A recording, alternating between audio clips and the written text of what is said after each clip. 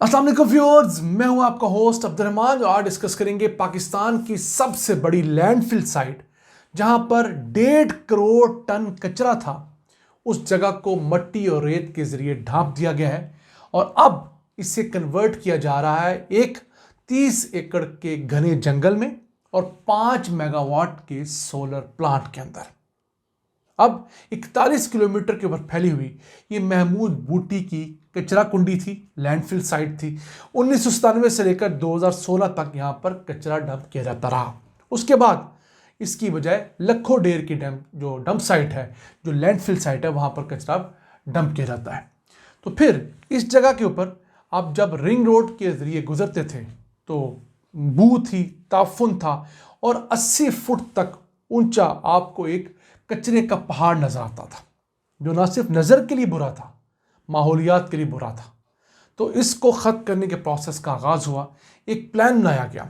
उस प्लान के ज़रिए 3 अरब 37 करोड़ रुपए की लागत से फेज़ 1 के अंदर इस पूरी 41 एकड़ की साइट को मट्टी, रेत, पत्थर और मुख्तलिफ मेम्ब्रेन्स के ज़रिए ढक दिया गया है। यानी अब कचरा आपको नज़र नहीं आता, जैसे आप स्क्रीन पर ओरिजिनल तस्वीर देख सकते हैं। अब फेज़ 2 के अंदर इस जगह के ऊपर कोई 30 एकड़ रकबे पर अर्बन फॉरेस्ट लगना है और तकरीबन यहाँ पर 2 लाख से लेकर 2,50,000 दरख्त लगाए जाएंगे।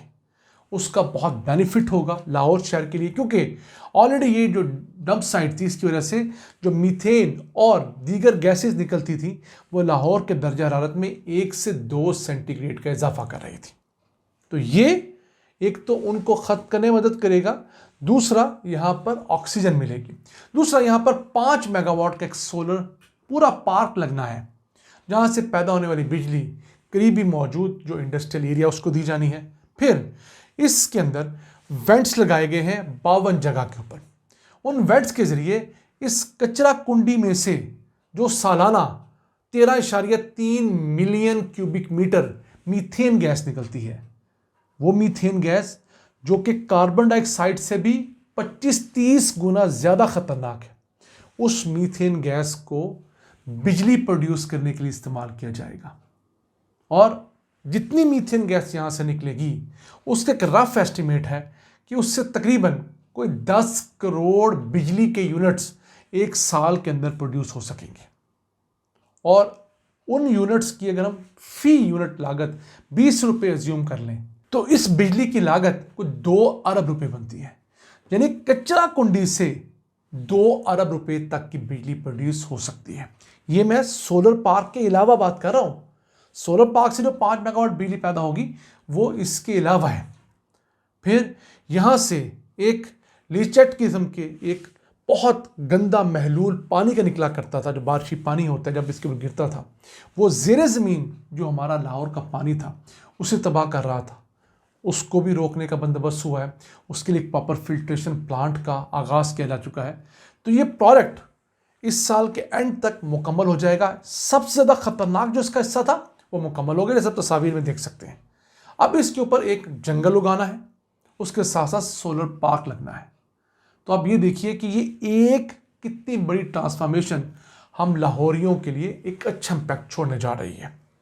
तो इस तरह की वीडियोस का मकसद आप लोगों को ये बावर करवाना होता है कि जनाब इस मुल्क में सब कुछ बुरा नहीं हो रहा और हर हुकूमत हर काम बुरा नहीं कर रही।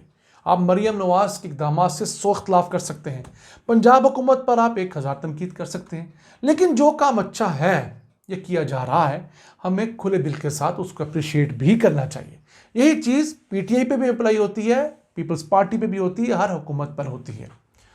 जितनी गैस इस एक 41 एकड़ की लैंडफिल साइट से निकला करती थी, माहौल को गंदा किया करती थी, वो 22,000 गाड़ियों से निकलने वाली गैसेस और धुएं के बराबर थी। यही नहीं, इस लैंडफिल साइट के ऊपर जो हम जंगल लगाएंगे, जो यहाँ पर सोलर पार्क लगेगा और जहाँ पर जो मीथेन गैस को ट्रीट किया जाएगा, उसकी वजह हम कार्बन क्रेडिट्स भी बेचेंगे। हम इस पर डिटेल वीडियो बना चुके हैं, स्क्रीन पर आप उसका थंबनेल देख रहे होंगे। अगर इस लिंक पे क्लिक करेंगे तो आप जान सकेंगे carbon credit basically carbon dioxide को फ़ज़ा में शामिल होने से रोकने की सूरत में आपको मिलने वाला एक मुआवजा है। 1 टन अगर आप कार्बन डाइऑक्साइड को हवा में शामिल होने से रोकते हैं, आपको 1 कार्बन क्रेडिट मिलता है, और 1 कार्बन क्रेडिट 20 से $50 तक का फरोख्त होता है आलमी मार्केट में।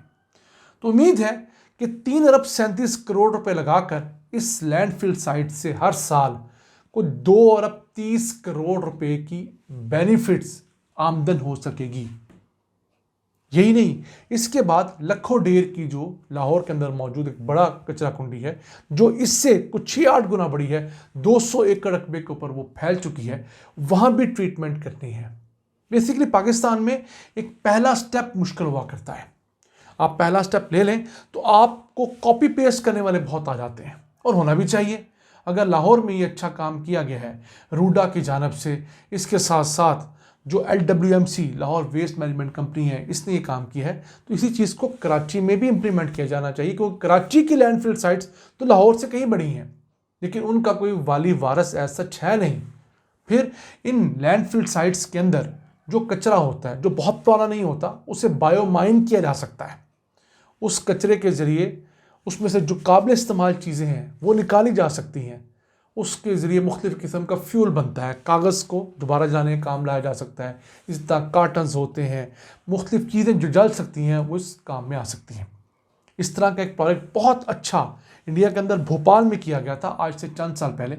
वहाँ पर एक 37 एकड़ की इसी तरह कचरा कुंडी थी, जो कि दर्द सर थी। शहर में एंटर होते ही जो भी शख्स वहाँ से गुजरता था वो बू सूंघ के बता सकता था कि शहर शुरू हो गया है। उन्होंने उस जगह को बायो माइनिंग और बायो कैपिंग के ज़रिए ट्रीट किया। आज ये हालात हैं, जैसे आप स्क्रीन पर देख भी सकते हैं, कि उसमें से 21 एकड़ रकबा रिट्रीव किया गया है। वहाँ पर कमर्शियल बिल्डिंग्स बन रही हैं, और 16 एकड़ रकबे के अंदर उस सारे कचरे को समेट दिया गया है, साइंटिफिकली डंप करके, कंप्रेस करके। उसके ऊपर इसी तरह मट्टी, रेत और बाकी चीज़ों की लेयर चढ़ा दी गई है, और वो एक ग्रीन एरिया बन चुका है। वो जो एक बदबूदार जगह थी जहाँ से कोई गुजरता नहीं था, आज एक वैल्यूएबल प्रॉपर्टी में कन्वर्ट हुई है, जिस जगह के ऊपर 32 करोड़ रुपए की लागत आई थी इंडियन रुपीस में। उसमें से जो 21 एकड़ रकबा साफ करके निकाला गया है, वहाँ पर जो हाई राइज बिल्डिंग्स बन रही हैं, उनकी मालियत ही 380 करोड़ रुपए है। लेकिन असल इन्वेस्टमेंट से 12-15 गुना ज़्यादा तो उस लैंड की कीमत है। अब ये इसलिए है कि वो शहर के दरमियान में जगह आ गई थी। ये जो महमूद बूटी वाली जगह है, शहर से थोड़े मुजाफात में है, लेकिन जहाँ जहाँ इस तरह की चीज़ें पाकिस्तान समेत दुनिया में हो सकती हैं, तो वो बड़ी अपॉर्चुनिटी है। हम हमेशा कहते हैं कि रिसाइकलिंग एक बहुत बड़ी अपॉर्चुनिटी बन चुकी है। अगर हम अपनी माहौलियात पर पैसा लगाएंगे तो वो पैसा ज़ाया नहीं जाएगा, वो कई गुना हमें रिटर्न देगा, पैसे की सूरत में भी, हमारी सेहत की सूरत में भी, और हमारे मुस्तकबिल की सूरत में भी।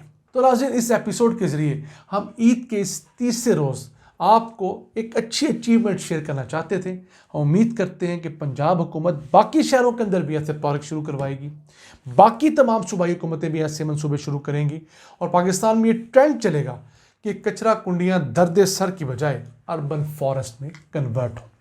नाज़रीन, अपने मेज़बान अब्दुर्रहमान को इजाज़त दीजिए। अल्लाह के बाद।